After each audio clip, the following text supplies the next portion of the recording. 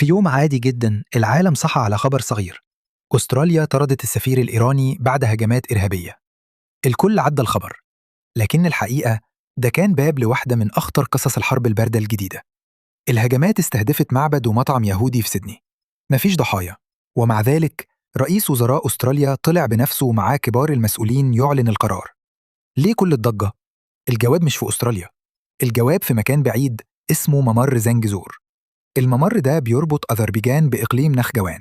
اتفاقية جديدة بين أرمينيا وأذربيجان سمحت بفتحه، لكن بإدارة أمريكية كاملة لمدة 99 سنة. يعني ببساطة أمريكا بقت قاعدة على حدود إيران الشمالية، فوقها قوات أمريكية، غربها العراق، جنوبها الخليج والأسطول الخامس. إيران اتكتفت من كل ناحية.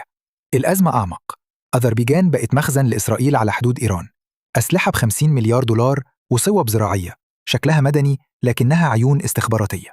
ولما إيران حاولت توقف الممر، اتصدمت إن أرمينيا وأذربيجان متمسكين بالاتفاقية الأمريكية. فإيران قررت ترد، مش تضرب أمريكا مباشرة، لكن تبعت رسالة من بعيد.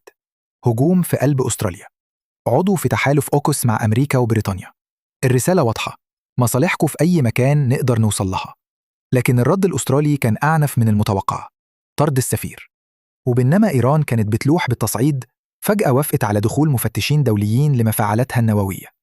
القصة كلها خيوط مترابطة، ممر في القوقاز، سوب إسرائيلية، قاعدة أمريكية، هجوم في أستراليا، وكلها بتقول إن الحرب الباردة شغالة قدام عينينا وإحنا مش واخدين بالنا.